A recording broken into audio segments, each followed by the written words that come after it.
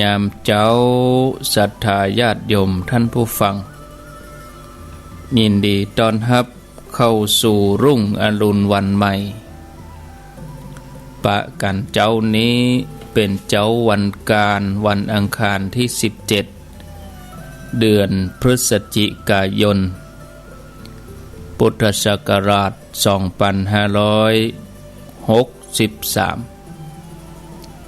วันนี้เป็นวันเดือน3เหนือออก2ค่ำเดือน3เหนือออก2ค่ำพร่ำว่าเป็นวันการเข้าสู่สัปดาห์กลางเดือนพฤศจิกายนแล้ววันเวลาล่วงเลยไป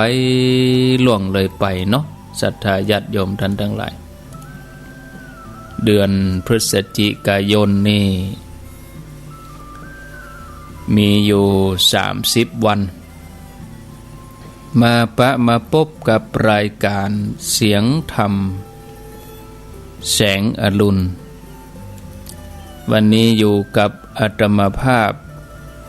เวลาประมาณ20 นาทีแล้วเดี๋ยวแห่งสักกรรมก็จะเชื่อมสัญญาณไปที่ท่านสาธิตธีระปัญโยสถาบันธรรมภิวัตรศพเตินอำเภอแม่เมาะจังหวัดลำปางเป็นประจำทุกวันการที่ท่านจะได้จัดรายการท่านจัดรายการอยู่2ช่วงแรกก็ตี 4เป็นต้นมาช่วงที่2นี่ก็ตี 5ปลายสักน้อยเป็นต้นไปจนถึงเวลาใกล้7 โมงสำหรับวันการญาติโยมที่ติดตามฟังรายการบางท่านก็ตื่นขึ้นมาตั้งแต่ตี 3ก็มีบางท่านตื่นมาตี 4บ่ได้ยินเสียงอาตมาภาพก็โทรศัพท์มาท่านยังบ่จัดรายการ เพราะว่าคนที่โทรนั้นเปิ้นลูกขวายเนาะเปิ้นลูกตี 4อ่ะแล้วก็อาตมาภาพไปก่อนหน้าว่าช่วงตี 3นี่ระยะนี้ก็จะบ่ได้จัดรายการเตื้อประมาณสัปดาห์ก็วันพุธนี้ก็อาจจะเข้ารายการเห็นน้อยแต่บ่ได้จัดเต็มที่แต่ช่วงตี 5นี้ก็พอจะมีเวลาจัดอยู่สัปดาห์หน้าพุ่นเนาะศรัทธาญาติโยมถึงจะได้มาพบปะศรัทธาญาติโยมอย่างเต็มที่สัปดาห์หน้าก็คงจะเริ่มตั้งแต่วันที่24เนาะ24 25 26ก็คงจะได้พบญาติโยมท่านทั้งหลายอย่างเต็มที่ในช่วงเวลาตี 3ยังได้ก็ตามญาติโยมช่วงนี้ก็ฟังเทปธรรมะฟังสาระอย่างอื่นไปก่อนช่วงตี 3แต่ว่าตี 5นี่ก็ถึงได้มาปะศรัทธาญาติโยมอย่างแน่นอนแมลงนี่บ่มีปัญหาบ่าย 3 โมงนี่ก็ถึงจะมาพบปะท่านผู้ฟังญาติโยมท่านทั้งหลายก็เนื่องจากว่าหลายสาเหตุเนาะสุ่มเสียงโตยแล้วก็การพักผ่อนก็บ่เต็มที่เมื่อวันเขาก็มีการสะเตือก็วันค่ำยิ่งเมื่อคืนบางทีก็ร่างกายมันก็ประท้วงเนาะใจเฮานี่ตึกแต่ร่างกายมันบ่อย่างอันบางทีมันส่งสัญญาณให้เฮาว่ายังก่อนเนอะเฮาก็ต้องฟังกับมันกันเนาะร่างกายนี่บางทีมันต้องฟังกรรมเฮาแต่มันบ่ใจของเฮาร่างกายตัวเนี้ยทั้งที่เฮาจะต้องบังคับบัญชามันได้แต่ว่ามันบ่ใจสังขารร่างกายนี้มันบ่ใจของเฮาเจ้ามาเฮายืมมาอย่างศรัทธาญาติโยมท่านทั้งหลายเฮาใจมันก็ ท่านผู้ฟังญาติโยมท่านทั้งหลายก็เหมือนเดียวกันบางอย่างบางทีก็บ่ได้ฝืนถ้าฝืนไปบางทีก็จะทำให้ลำบากยากมาลุนถ้าว่าร่างกายมันพอจะ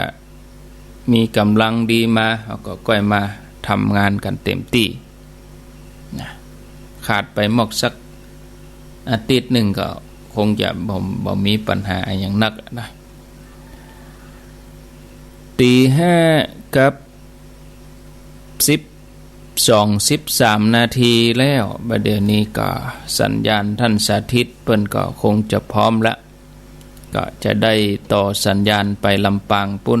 ให้ญาติโยมได้ฟังรายการของท่านอาตมาช่วงนี้สักประมาณ6 โมงก็จะไปทำภาระธุระเนาะตอนนี้สัญญาณท่านพร้อมแล้วก็ขอนิมนต์เลยครับนิมนต์ครับครับผมขอกราบถวายความเคารพพระเถรานุเถระที่เคารพอย่างสูงทุกรูปเจริญสุขสวัสดีสาธุชนท่านผู้ฟังทุกคนทุกท่านสำหรับสาธุชนท่านผู้ฟังที่ให้เกียรติรับฟังรายการธรรมภิวัตรมันเป็นรายการวิทยุเพื่อการเผยแผ่พระพุทธศาสนาส่งเสริมการศึกษาและพัฒนาสังคมรายการนี้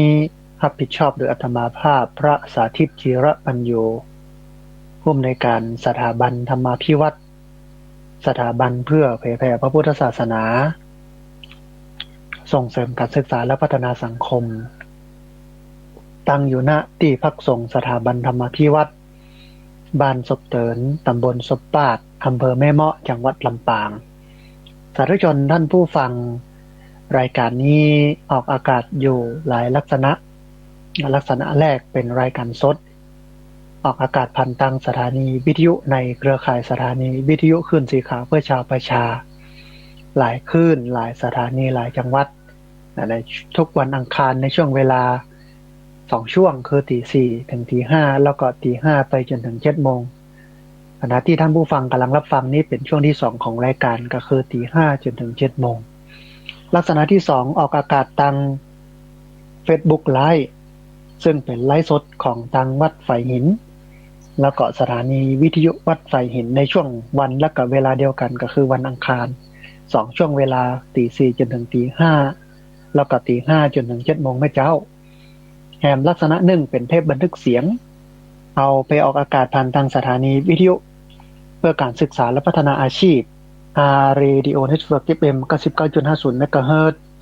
ของวิทยาลัยเทคโนโลยีและการจัดการกฟผ.แม่เมาะทุกวันศุกร์ในช่วงเวลา 9:00 นจนถึง 11:00 นแถมลักษณะหนึ่งเอาเทปที่บันทึกเสียงนี้ไปแปลงเป็นไฟล์วิดีโอเอาไปออกทาง Facebook ของอาตมาภาพพระสาธิตจิระปัญโย YouTube ของอาตมาภาพพระสาธิตจิระปัญโยแล้วก็เพจ Facebook ของสถาบันธรรมาภิวัตรซึ่ง3ช่องทางสุดท้ายต่างหลังนี้ท่านผู้ฟังสามารถไปติดตามรับฟังย้อนหลังไปก๊อปปี้ลิงก์ไปคัดลอกลิงก์ส่งหรือว่าแชร์ให้กับญาติธรรมเพื่อได้เอาไปฟังกันได้แถมตัวท่านผู้ฟังในช่วงแรกของรายการก็คือช่วง 4:00 จนถึง 5:00 นั่นได้อู้กันถึงเรื่องหน้าที่ของคฤหัสถ์หน้าที่ของเจ้าบ้านซึ่งเป็นธรรมะสำหรับผู้ครองเรือนอยู่กับบ้านกับจองเศร้าว่าหากินกันไปก็อย่างที่บอกท่านผู้ฟังว่าธรรมะของพระพุทธเจ้าเนี่ยมีอยู่2ส่วนเนอะโลกิยธรรมธรรมระดับโลกก็คือศีลธรรมพื้นฐานคือคนอยู่ด้วยกันได้อย่างมีความสุขบ่เบียดเบียนซึ่งกันและกันแล้วก็เป็นฐานที่จะทำให้คนนั้นก้าวไปสู่โลกุตตรธรรมธรรมที่มันเป็นธรรมะที่หลุดพ้นไปจากกิเลสหมดความโลภหมดการยึดถือนำไปสู่การปล่อยวางนิพพานเป็นพระอรหันต์กันไปจะว่า2อันนี้มันปฏิบัติได้แล้วก็ปฏิบัติพร้อมไปด้วยกันได้ปัญหาก็คือมันบ่เอาสักธรรม ถึงโลกิยธรรมถึงโลกุตตรธรรมนึงบ่เอาอย่างกันมันอย่างที่ว่านะครับฟังกรรมธรรมกินน้ำพริกดำกับข้าว ฟังกำขี้เหล้ากินลาบกับข้าวทั้งวันเนี่ยเพิ่นถึงว่าอย่างนั้น มันก็เลยเอาสักทำคือ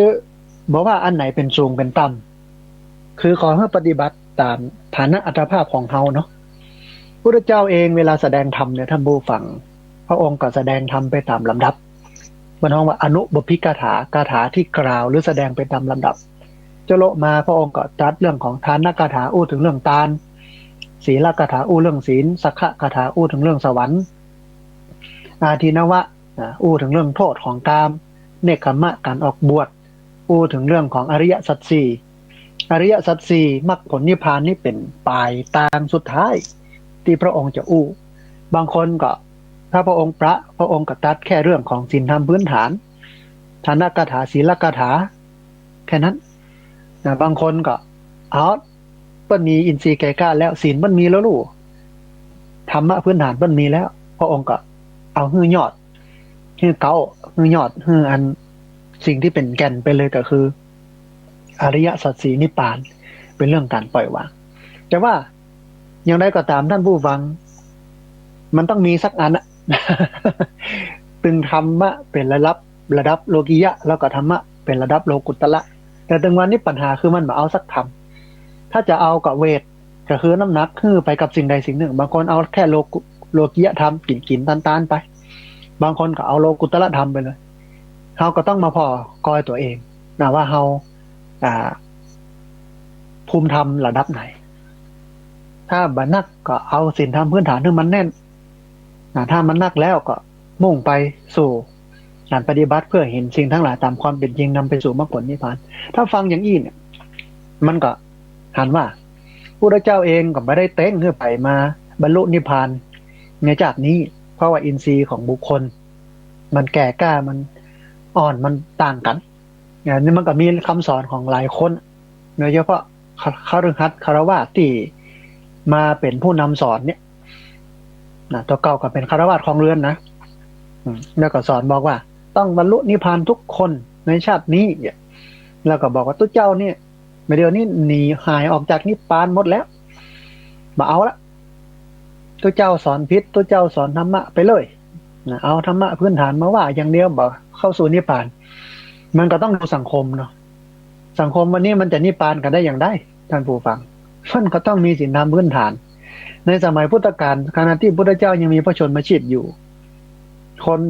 แวดล้อมพระองค์เนี่ยคนในสังคมอินเดียโบราณก็ยังมามีไผ่บรรลุนิพพานหมดทุกคนแม้แต่พระอานนท์เนี่ยพุทธอุปถากอยู่ใกล้พระเจ้าแต่พระเจ้าไปไหนไปตัวก็ยังบรรลุนิพพานสมัยที่พระเจ้ายังมีพระชนมาชีพอยู่บุญจนกระทั่งพระองค์สิ้นพระชนมาชีพแล้วจะสังคายนาครั้งที่หนึ่งแล้วพระอานนท์ถึงบรรลุนิพพานมรรคผลนิพพานมันก็เป็นอย่างนั้นเพราะฉะนั้นอาตมาภาพก็เลยบอกว่าเอาละใครจะเอาอันยังก็มาไม่ว่าจะเป็นโลกียธรรมทำระดับโลกที่อยู่ด้วยกันเนี่ยมาเพื่อเบียดเบียนกันนะอยู่ดีมีสุขในฐานะที่เป็นเจ้าบ้านเจ้าจองเนี่ยก็มาใครจะเอาโลกุตตรธรรมลดพ้นจากกิเลสเคร่งครัดที่ตนผ่อนปลนที่คนอื่นเอาว่ามาเพื่อได้หมดพุทธศาสนาก็เหมือนร้านค้าคนเข้าไปปุ๊บใครได้สบู่ก็ได้แปรงสีฟันยาสีฟันก็ได้นิ้วออกไป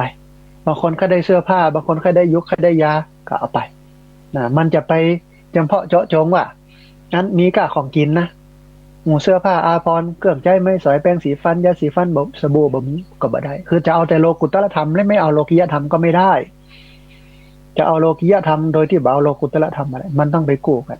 แต่ปัญหาวันนี้ท่านผู้ฟังมันบ่ใช่แค่ว่ามาเอาโลกิยธรรมจะไปเอาโลกุตตรธรรมหรือเอาแต่โลกิยธรรมไม่เอาตัวโลกุตตรธรรมมันมาเอาสักธรรม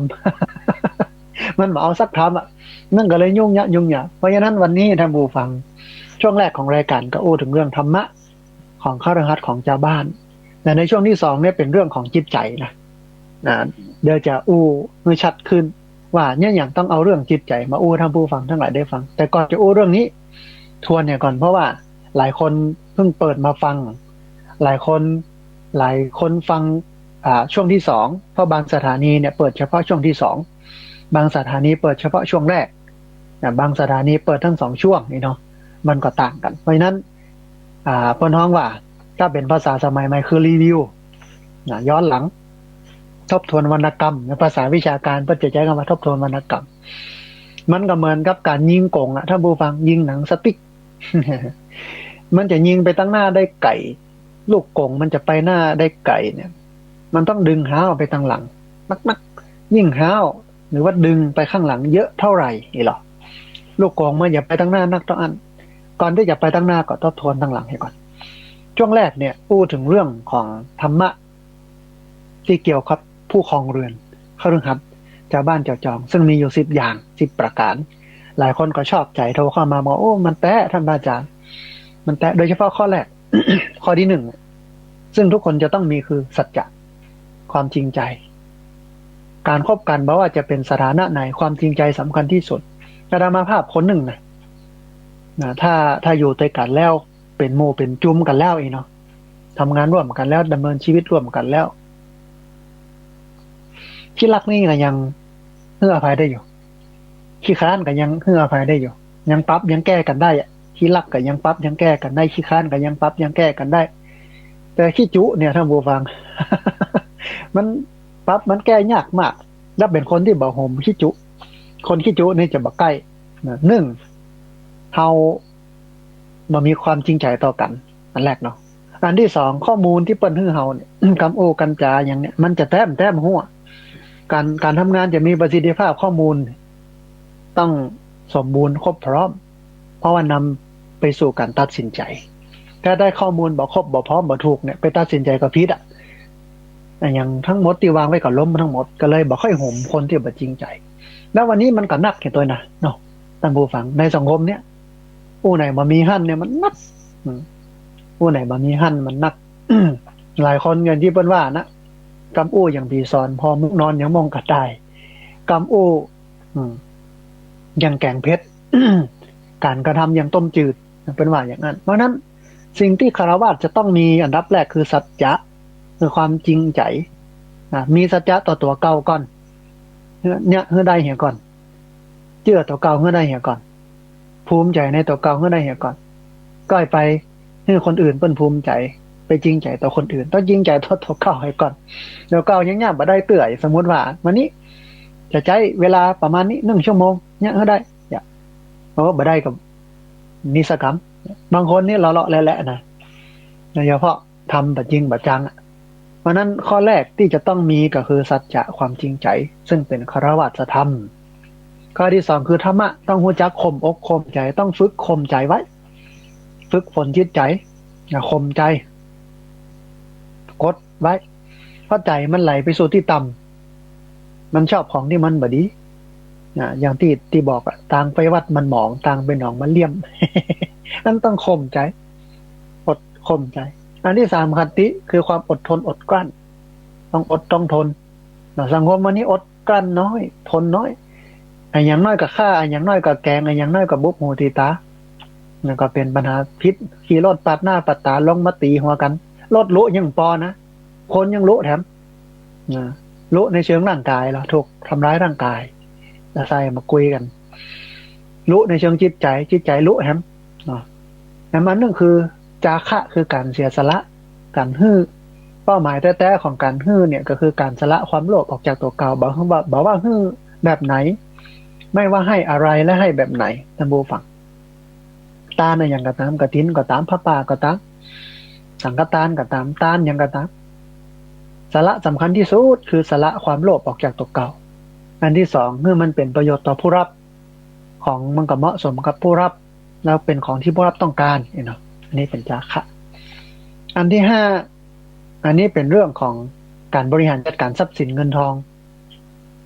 การมีเข้ามีของก็คือต้องพยายามแสวงหาสิ่งของวัสดุอุปกรณ์ที่มันหายไปเสาะมามากกว่าเสาะเนี่ยมันต้องจัดระบบเพื่อมันเป็นเป็นอย่างอันไหนอยู่ที่ไหนถ้วยกับปอถ้วยจ้อนกับปอจ้อนปากกับปอปากนี่เนาะใจถ้วยศูนย์จ้อนศูนย์ถ้วยสุมาเด้ออย่างที่เพิ่นว่าน่ะสุมาเด้อนะบ่ฝากหากศูนย์ขี้ศูนย์ห้ามันเป็นเป็นอย่างมันง่ายต่อการจัดเก็บง่ายต่อการดูแลรักษาง่ายต่อการนำมาใช้หรออันนี้คือการพยายามแสวงหาวัสดุที่หายไปถ้ามันหายไปก็เซาะมากกว่าเซาะอย่างที่บอกคือจัดระบบมันเนี่ย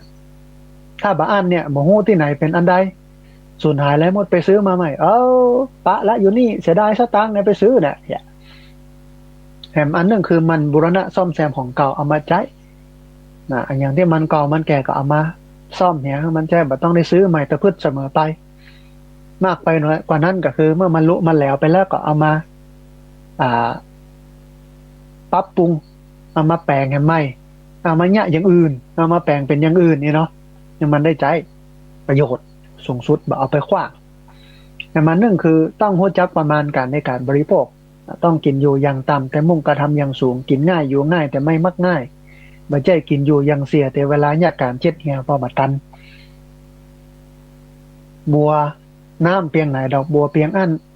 นกน้อยทำรังแต่พอตัวบ่ใช่หันจ้างขี้ไปขี้ตัวจ้างเนาะนี่คือข้อ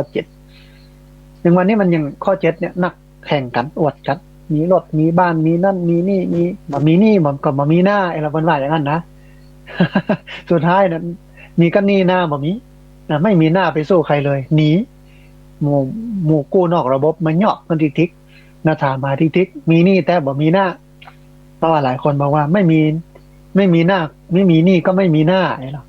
ไม่มีหน้าก็ไม่มีนี่มันเป็นอย่างนั้นแต่ถ้ามาเอาหน้ามาเอานี่มันก็อยู่ได้เนาะอันที่8คือต้องรักษาศีล5เป็นประจำเพราะเป็นมนุษยธรรมเป็นธรรมที่อยู่กู้โลกของเฮาศีล5แต่ละข้อก็ดำรงความเป็นมนุษย์ไว้20%ถ้า100%นะข้อละ20 5ข้อก็101พอดีอย่างข้อแรกเนี่ยปาณาติบาตใครไปเบียดเบียนสัตว์ไปฆ่าสัตว์ก็ขาดจากความเป็นมนุษย์ไป20%เหลือ80อธินาทานลักทรัพย์ไปทุจริตคดโกงบันมาผสมเปอร์เซ็นต์เนี่ยต่อยีเอาเปอร์เซ็นต์จังหวะนี้แปลงไม่ใช่แปลงเพื่อให้มันได้ใช้ประโยชน์นะนักการเมืองทั้งหลายเนี่ยแปลงเพื่อมองว่าเขาจะได้เปอร์เซ็นต์เท่าใดบางครั้งบางทีแปลงยังบอกเป็นประโยชน์สักน้อยแต่มันได้เปอร์เซ็นต์หรอเนี่ยอันนี้ความเป็นมนุษย์ขาดไป20%ก็เหลือ60เนี่ยหมดไป40แล้วข้อที่3เราซื่อสัตย์ต่อผู้รักของตัวเองแล้วก็ไปครอบครองคู่รักของคนอื่นที่เป็นมีคนครอบครองอยู่แล้วข้อกาเมความเป็นมนุษย์ก็หมดไป20% 60แล้วเนี่ยเหลือ40%เท่านั้น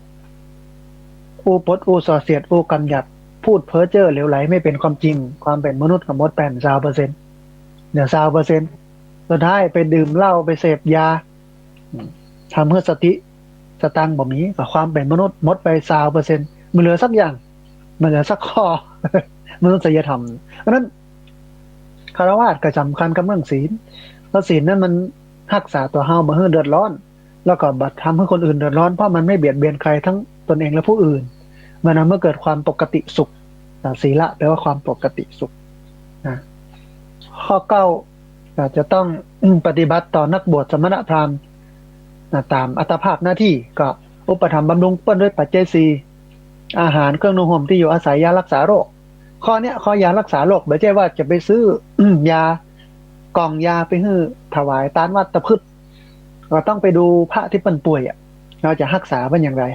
จะสนับสนุนเกื้อกูลให้มันได้เข้าห้องยกห้องยาการใช้จ่ายการลดรับส่งการอย่างไรถ้าจะอุปถัมภ์บำรุงพระด้วยดูแลผู้ป่วยก็ไปโรงพยาบาลสงฆ์นะมันมีบริจาคเพราะว่าตัวเจ้าบางครั้งบางทีใช้30 บาทรักษาทั่วโลกเหมือนกัน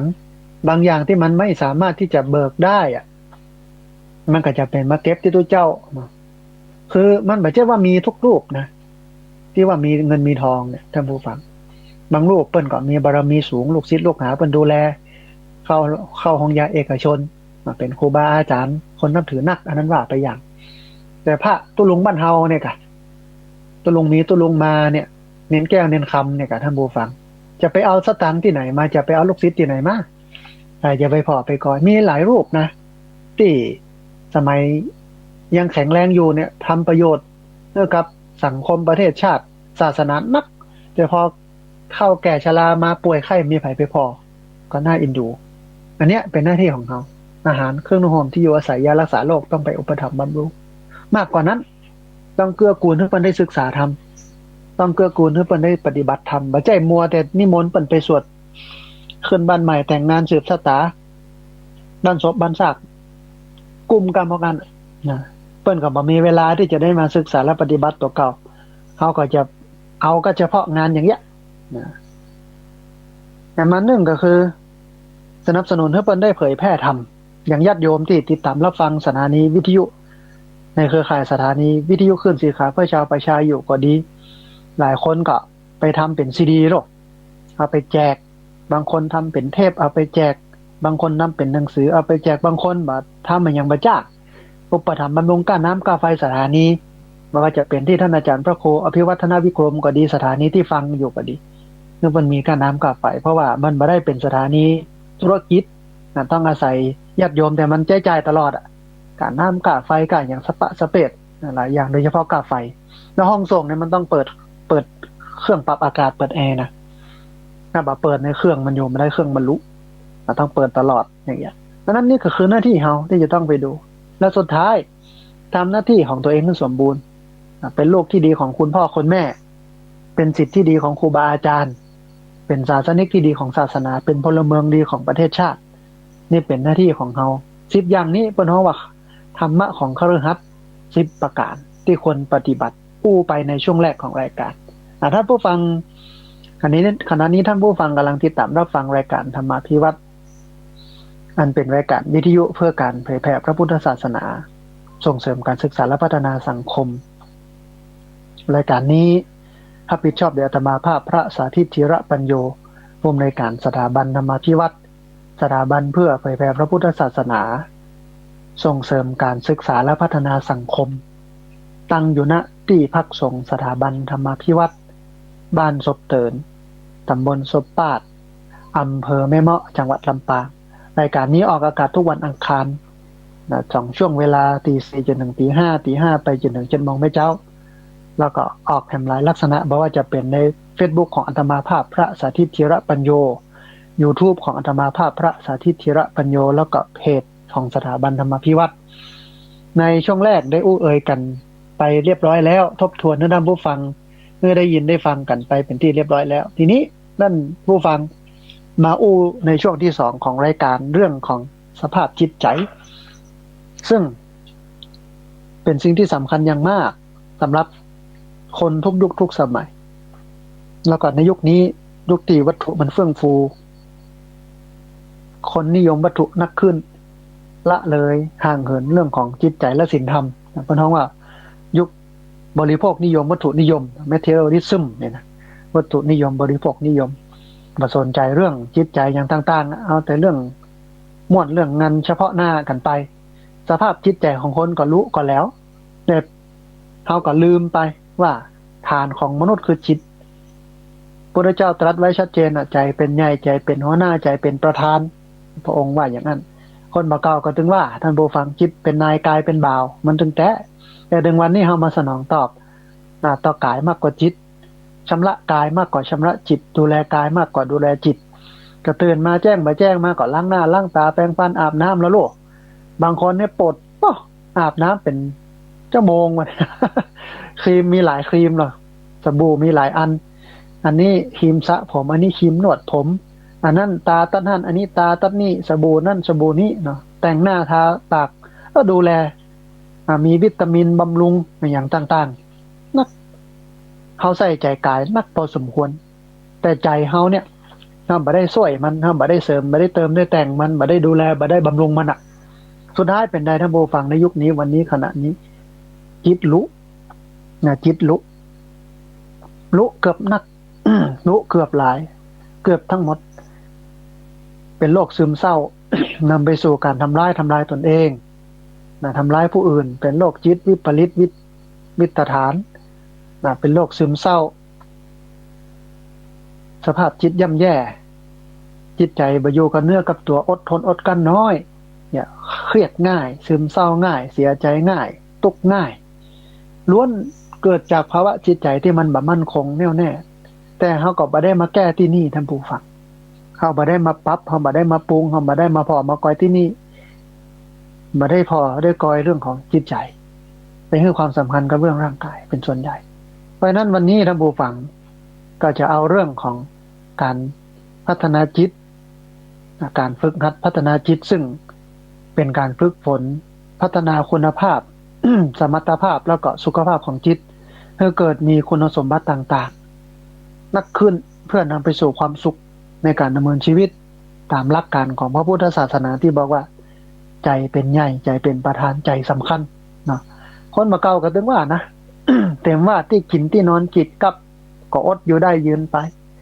กับกิจจอมหัวอกหัวใจคืนอยู่ไปหัวใจบินบ้างนี่หรอเต็มว่าที่กินที่นอนกิจกับก็อดอยู่ได้ยืนไปกับกิจจอมหัวอกหัวใจคืนอยู่ไปหัวใจบินบ้างกับที่อยู่ได้กับใจอยู่ยากมันต้องเป็นอย่างนั้นนะบางคนอ่ะเปิ้นพิการอ่ะแข้งขาบอดีตาบอดีอย่างบอดีแต่ใจเปิ้นดีอ่ะเปิ้นก็อยู่ได้ในโลกของเปิ้นอ่ะเปิ้นก็มีความสุขบางคนดีหมดกูอย่างครบพร้อมสมบูรณ์32ประการแต่ใจบ่ม่วนนะใจบ่ม่วนก็บ่อยากอยู่กับโลกละนำไปสู่การฆ่าตัวตายทำลายตนเองนะบางคนเปิ้นแข้งบ่ดีขาบ่ดีแข้งปุดขาขาดตาบ่ดีหูบ่ดีเปิ้นก็อยู่ได้บางคนอู้บ่ได้เปิ้นก็อยู่ได้ใจเปิ้นเนาะมันอยู่ที่ใจน่ะเดี๋ยวมันก็2อย่างน่ะคือกายกับใจเนาะแต่ถ้าใจดีเหี่ยแล้วเนี่ยมันถึงดีหลายปีก่อนท่านผู้ฟังดูข่าวละอ่อนแม่หญิงคนหนึ่งซึ่งไปเรียนที่ประเทศสิงคโปร์ถามว่าอนาคตข้างหน้าเปิ้นจะเป็นยังไงนี่โอ้สวยงามแน่นอนเรียนจบถึงเมืองนอกโลกแล้วพ่อแม่ส่งเรียนได้ถึงสิงคโปร์นี่ไม่ใช่ธรรมดาภาษานี่ก็ธรรมดาจบมาเรียนจบมานี่ถ้ามาทำงานในประเทศไทยเนี่ยได้เป็นคนที่มีตำแหน่งสูงแน่นอนนี่นะแต่ปรากฏว่าขณะที่เปิ้น ยืนรอรถไฟฟ้าอยู่ในชานชาลารถไฟที่ประเทศสิงคโปร์เป็นอีท่าไหนบ่ฮู้ตกลงไปในรางท่านผู้ฟังรถไฟมันย่ำแข้งเปิ้นปุดอ่ะ2ข้างเลยเปิ้นก็ต้องกกแข้งถามว่าถ้าเป็นคนทั่วไปนี่จะตุกอกเสียใจขนาดไหนเนาะทุกอย่างที่วางไว้มันก็จะพังทลายหมดแต่ละอ่อนไม่ยิงคนนี้กลับเป็นแหมอย่างนึงเปิ้นยิ้มแย้มแจ่มใสถึงจะกำอันไม่เต้า2ข้างกันนะใส่แข้งเทียมอ่ะไปออกรายการไหนเปิ้นก็ม่วนเปิ้นก็งานเปิ้นก็มีความสุขบ่ดูท่าทีโศกเศร้าพิธีกรก็ถามว่าบ่ฮู้จักบ่ฮู้สึกตุกบ่ฮู้สึกหยังเลยกะมันก็บอกว่าไม่ๆก็ตุกอยู่แต่มันเป็นไปแล้วเขาจะอยู่ยังเรื่องที่เกิดบ่ใช่เสียใจในสิ่งที่ขาดไปที่หายไปแต่เกิดว่าจะอยู่อย่างไรให้มีความสุขเท่านั้นละอ่อนคนนี้เกิดดีขนาดแต่กับท้ายที่สุดมันก็ตกที่ใจว่าใจเปิ้นแข็งใจเปิ้นดีใจเปิ้นมีประสิทธิภาพคนใจดีใจแข็งใจดีใจมีประสิทธิภาพเนี่ยท่านผู้ฟังเปิ้นจะเอาวิกฤตมาเป็นโอกาสโลกเอาความผิดพลาดมาเป็นการแก้ไขมันก็เหมือนกับหลักพุทธศาสนาที่บอกว่าทุกข์นั้นมีไว้สำหรับเห็นไม่ใช่มีไว้สำหรับเป็นทุกขอริยยะทุกขปริญญายะทุกข์นั้นมีไว้สำหรับเห็นไม่ใช่มีไว้สำหรับเป็นโลกนั้นมีไว้ให้เหยียบไม่ใช่มีไว้ให้แบกทุกข์นั้นมีไว้ให้แก้ไม่ใช่มีไว้ให้กลุ่มลูกกบเกลื่อนนี่หรอแต่ทั้งนี้ทั้งนั้นจะเป็นอย่างที่ว่านี่ได้เนี่ยใจของเฮาท่านผู้ฟังต้องเน็ตนะใจต้องแข็งใจต้องมั่นการจะยะใจแข็งใจมั่นใจดีใจสุขใจสบายได้ต้องอาศัยสมาธิเพราะสมาธิเนี่ยมันเป็นเรื่องที่มันจะทำให้จิตใจเราสุขสงบแต่ปัญหาก็คือวันนี้เฮาละเลยการนั่งสมาธิบ่ค่อยปฏิบัติสมาธิเหตุที่ละเลยการปฏิบัติสมาธิก็เพราะว่าเฮามองว่าการปฏิบัติธรรมเนี่ยมันต้องไปอยู่ในวัดมันต้องนุ่งชุดขาวต้องอยู่ในอิริยาบถเดินจงกรมนั่งสมาธิเต้าอั้นที่เหลือนอกนั้นไม่ใช่ปฏิบัติธรรมอันนี้คิดผิดความคิดแบบนี้เป็นจริตของฤาษีชีพราหมณ์ฤาษีชีไพรนักบวชนอกพระพุทธศาสนาที่หนีโลกหนีสังคมไปหลีกเล่นในป่าในดอยเอาอย่างเลยเนาะแต่พระพุทธศาสนาเป็นศาสนาที่อยู่กับโลกอยู่กับคนการปฏิบัติธรรมมันก็อยู่ในที่ทุกสถานอยู่ในการทุกเมื่อธรรมะของพระพุทธเจ้ามันเป็นอากาลิโกสามารถปฏิบัติได้แล้วให้ผลได้โดยไม่จำกัดการก็มีพระ บวชใหม่เนี่ยที่มาบวชปฏิบัติธรรมกับอาตมาภาพเนี่ยลาสิกขาไปเพิ่นก็บอกว่าอยู่ทั้งโลกนิดเหนื่อยมาอยู่วัดอยู่ว่าเหมือนชัดแบตพักผ่อนเนาะอาตมาภาพก็บอกว่า มันก็เหนื่อยเหมือนกันนะโยมเป็นตัวเจ้าก็เหนื่อย ไม่ใช่ว่าอยู่ทั้งโลกจะเหนื่อยครับโอเคอะอยู่ทั้งโลกเนี่ยอาจจะเหนื่อยนักอยู่ในวัดในว่าอาจจะเหนื่อยน้อยที่เหนื่อยน้อยก็เพราะว่าคนมันได้ฝึกได้หัดกิเลสมันอาจจะน้อยนักกว่าการกระทบกันการยังกันการปะทะกันด้วยกิเลสมันอาจจะน้อยแต่ทั้งโลกเนี่ยมือไผ่ยาวสาวได้สาวเอาหรอกเนี่ยมันแบบได้มีอย่างนั้นไม่มีมิตรแท้และศัตรูที่ถาวรมีผลประโยชน์เท่านั้นที่ถาวรเดี๋ยวทั้งโลกนะแข่งแย่งชิงดีชิงเด่นตัดหน้าตัดตากันตัดแข้งตัดขากันทำร้ายกันเป็นอย่างนั้นมันเหนื่อยแต่อาตมาภาพก็บอกว่าโยมถ้าบังเหนื่อยเนี่ยถ้าบัอยากเหนื่อยมันต้องปรับจิตใจนี่อยู่ที่ไหนมันก็เหนื่อยอยู่ในวัดมันก็เหนื่อยอยู่ตั้งนอกมันก็เหนื่อยเหมือนมาขี้เหือนมาที่เป็นเหือนเนี่ยมันไม่ได้แก้ที่การจะเปลี่ยนที่นอนมันจะหายคันนะถ้ามันคันปุ๊บมันก็เปลี่ยนไปนอนที่นอนบนสลีนุ่มๆมันหายคันยันว่าไปอย่างแต่มันมาหายมันก็คันอยู่ไปนอนข้างกองขยะมันก็คันไปนอนในบ้านไปนอนในห้องที่สะอาดสะอ้านหรูหรามันก็คันเพราะฉะนั้นมันไม่ใช่แก้ที่นอนอย่างเดียวนะโอเคเปลี่ยนที่นอนเนี่ยมันอาจจะทำให้การคันลดลงก็จริงแต่คันยังอยู่ลูกมันยังคันอยู่เพราะนั้นต้องแก้ที่ความเป็นเฮือนฮะถ้าแก้โรคเรื้อนหายแล้วมันจะนอนที่ไหนมันต้องบักคันนี่นะ อาตมาภาพกับบอลเหมือนกันคนบอกว่าจะเป็นสถานะไหนถ้าใจบ่เข้าถึงธรรมแล้วมันถึงเป็นตุกหมดมันถึงม่วนหมดแต่มันอาจจะดีน้อยหนึ่งถ้ามาอยู่ในวัดในวาอย่างเงี้ยแต่โยมก็ต้องเผชิญกับโลกความเป็นจริงโลกก็ยังมีเมียก็ยังมีบ้านก็ยังมีหนี้ก็ยังมียังจะต้องทำเพราะนั้นต้องปรับที่ใจนี้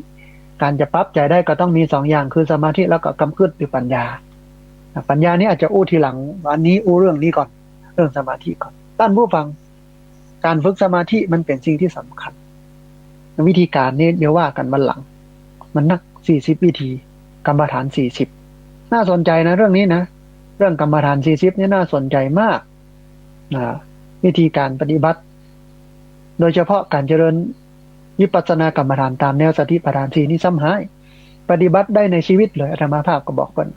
ยืนเดินนั่งนอนกินดื่มทำพูดคิดคู่เข้าเหยียดออกเหลียวหน้าแลหลังก้มเงยกินเข้าอยู่ถ้าหู้คิงว่ากินเข้าอยู่ก็เป็นการปฏิบัติธรรมนะเดินอยู่ซักผ้าอยู่เนี่ยกิจกรรมการงานก็เป็นการปฏิบัติธรรมหมดเดี๋ยวถ้ามีเวลาจะลงรายละเอียดลงดีเทลเรื่องนี้แต่ตอนนี้เอาเรื่องนี้ก่อนเรื่องสมาธิทำสมาธิแล้วมันดีอย่างไรมันก็ปรับสภาพจิตท่านผู้ฟังคือจิตของเรามี3อย่างมีคุณภาพมีประสิทธิภาพแล้วก็มีสุขภาพจิตที่ดีพอลองมาพอจิตเฮาตัวนะเปรียบเทียบว่าถึงวันนี้จิตเฮาดีหรือจิตเฮาลุ หลายคนฟังเรียบร้อยมาพอฟังเรียบร้อยแล้วก็มาเทียบเคียงเนาะเอาเฮาจิตเฮาลุโลนี่นะถ้าหูคิงว่าจิตลุนะก็จะเป็นจะต้องรีบทำสมาธิฝึกทำสมาธิเมื่อจิตมันบรรลุ แต่ว่าจิตลุเนาะนี่อย่างห้องอย่างที่อู้ก็คือคุณธรรมของจิตมันจะต้องมีถ้าฝึกจิตฝึกใจแล้วจิตก็จะมีคุณธรรมคุณธรรมที่เกิดขึ้นในจิตในใจซึ่งมันทำให้จิตใจดีเนี่ย มันมีอย่างพ่องคือถ้าทำสมาธิแล้วคุณธรรมเหล่านี้มันจะเกิดขึ้นในใจซึ่งคุณธรรมนี่มันก็เป็นคุณภาพของจิตที่มีคุณภาพต้องเป็นจิตที่มีคุณธรรมจิตที่มีคุณภาพนะต้องเป็นจิตที่มีคุณธรรมจิตที่มีคุณธรรมเนี่ยถือว่าเป็นจิตที่มีคุณภาพคุณธรรมที่ทำให้จิตมีคุณภาพก็คือเมตตาความรักความปรารถนาดีต่อผู้อื่นเป็นมิตรบ่เป็นศัตรูคิดดีบ่กึดบ่ดีกับคนอื่นบ่กึดเบียดเบียนมากไปกว่านั้นอยากให้คนอื่นนั้นมีความสุขมีความเป็นอยู่ที่ดีนี่คือเมตตาคนที่มีจิตที่เป็นคุณธรรมต้องอัน จะเกิดจะอีได้จิตใจบ่มีคุณธรรมจะเกิดอีบ่ได้สมาธิท่านผู้ฟัง เกิดบ่ได้อันนี้อันแรกต้องมีคุณธรรมโดยเฉพาะในส่วนของความเมตตามันเป็นคุณภาพของจิตอันที่สองมีกรุณาก็คือความเอ็นดูสงสารคนอื่นอยากช่วยเหลือเกื้อกูลคนอื่นนี่คือ คุณภาพของจิตเป็นคุณธรรมอันหนึ่งที่ทำให้จิตมีคุณภาพมันก็คืออุเบกขานี่ก็คือการวางตัววางใจเป็นกลางเพื่อรักษาธรรมะเมื่อผู้อื่นควรจะต้องรับผิดชอบต่อการกระทำของเขาตามเหตุตามผลช่วยถึงที่สุด ถ้าช่วยไม่ได้ก็ต้องปล่อยตามกระบวนการอุเบกขาแต่มันก็คือจาคะคือความมีน้ำใจความเสียสละความเอื้อเฟื้อเผื่อแผ่ความอาหารแก่ตัวมันนั่นคือความกตัญญูกตเวทีจิตที่มันมีคุณภาพมันก็จะมีคุณธรรมมูนี้อยู่ในใจคือความกตัญญูกตเวทีความรู้จักคุณค่าแห่งการกระทำของคนอื่นแล้วก็แสดงออกให้เห็นถึงคุณค่าการรู้ถึงคุณค่านั้น มีฮิริความละอายต่อบาปความละอายใจต่อการทำชั่วมีโอตตัปปะคือความเกรงกลัวต่อบาปเกรงกลัวต่อผลกระทบ ที่จะเกิดขึ้นมีโอตตัปปะมี ขออภัยท่านผู้ฟังมีคารวะคือความเคารพความเอาใจใส่หู้จักให้ความสำคัญแก่สิ่งของบุคคลที่มันถูกต้องเหมาะสมอันนี้คือคารวะมีมัทธวะคือความอ่อนโยน ความนุ่มนวลความสุภาพบาแข็งกระด้างทั้งหมดที่ว่ามานี้ท่านผู้ฟังเป็นคุณธรรมซึ่งเป็นคุณภาพของจิตแสดงว่า เราจะพอว่าจิตของเรามีคุณภาพหรือบ่มีคุณภาพก่อนเนี่ยจะมีคุณภาพหรือบ่มีคุณภาพก่อนเนี่ยมันจะต้องพอตรงนี้ถ้าคุณธรรมเหล่านี้ มันเกิดขึ้นในใจเราแสดงว่าใจเรานั่นเป็นใจที่มันมีคุณภาพแต่ว่าความมีคุณภาพเหล่านี้หรือคุณธรรมเหล่านี้มันจะเกิดขึ้นได้ก็ต่อเมื่อเราจะต้องฝึกสมาธิเมื่อฝึกสมาธิไปแล้วสิ่งเหล่านี้มันจะเกิดขึ้นคุณธรรมเหล่านี้จะเกิดขึ้นเมื่อคุณธรรมเหล่านี้เกิดขึ้นเนี่ย แสดงว่าใจเรามีคุณภาพละแต่ถ้าใจเราวันนี้ท่านผู้ฟังมันบ่มีคุณธรรมเหล่านี้อยู่ในใจเลยแสดงว่าใจเราบ่มีคุณภาพเพราะคุณธรรมเหล่านี้ไม่เกิดแสดงว่าเรามีสมาธิถ้าฝึกสมาธิปุ๊บคุณธรรมเหล่านี้เกิดเมื่อคุณธรรมเหล่านี้เกิดปั๊บใจเขาก็เป็นใจที่มีคุณภาพทวนให้ท่านผู้ฟังฟังถึงคำหนึ่งแล้วมาพอตัวเก่าเนาะหนึ่งเขามีเมตตาก่อนเขามีความรักความปรารถนาดีความเป็นมิตรต่อคนอื่นก่อนปรารถนาให้คนอื่นอยากเป็นสุขก่อนอันที่สองมีความเอ็นดูสงสารช่วยเหลือคนอื่นให้พ้นทุกข์ก็คือกรุณาเรามีก่อนเรามีมุทิตายินดีเนี่ยเพื่อในขณะที่เปิ้นทำความดียินดีในขณะที่เปิ้นได้ดีก่อน มุทิตาหรือไปอิจฉาตาร้อนเปิ้นสมมาเถอะท่านผู้ฟัง พอดีอากาศมันเปลี่ยนนะ อากาศเปลี่ยนปุ๊บก็เป็นหวัดขึ้นมาเนาะมีก็เขามีมุทิตาก่อน ถ้ามามีนี่แสดงว่าสมาธิเขาน้อยเขามีอุเบกขาก็สามารถวางใจเป็นกลางได้ก่อนบาลำเอียงหรือปล่อยวางได้ก่อนในเมื่อช่วยเหลือเปิ้นมาได้ก็ต้องปล่อยหรือเมื่อหันเปิ้นทำความผิดเขาตักเตือนแล้วเขาบอกแล้วเปิ้นบ่ฟังเสร็จแล้วเปิ้นก็ต้องได้รับผลจากการกระทำนั้นเขาวางใจเป็นกลางได้ก่อนห้ามไปก้าวไก่กระบวนการไปช่วยเหลือก็ควรเปิ้นโดยการใช้วิธีการที่ผิดก่อนนะอันนี้ก็คืออุเบกขา เห็นมันนั่นคือจาคะเขามีน้ำใจก่อนเขาเสียสละเขาเอื้อเฟื้อเผื่อแผ่บาหันแก่ตัวก่อนเขามีกตัญญูกตเวทีก่อนหูคุณของคนที่เปิ้นมีคุณต่อเขาแล้วก็ตอบแทนคุณเปิ้นก่อนข้อนี้สำคัญหลายวันก่อนโพสเฟซบุ๊ก เป็นธรรมะปกติถึงเช้าถึงแรงเนี่ยจะโพสธรรมะเช้านี้ธรรมะเย็นนี้แต่บ้านก็เอางาน ที่ทำอยู่เนี่ยไปออกคือโยมได้อนุโมทนาวันก่อนโพสเฟซบุ๊กว่าเก่งมากแค่ไหนไม่ใช่ประเด็นกตัญญูให้เป็นคือประเด็นสำคัญไงล่ะเก่งมากแค่ไหนไม่ใช่ประเด็นกตัญญูให้เป็นนี่คือประเด็นสำคัญมันก็เหมือนเนี้ย เหมือนธรรมะข้อนี้จะต้องมีกตัญญูกตเวทีกตัญญูคือหูคุณ รู้จักคุณกตเวทีคือตอบแทนคุณนะมีหิริความละอายแก่ใจ ความละอายต่อการทำชั่วก่อนจะคดจะโกงจะทุจริตเปิ้นเนี่ย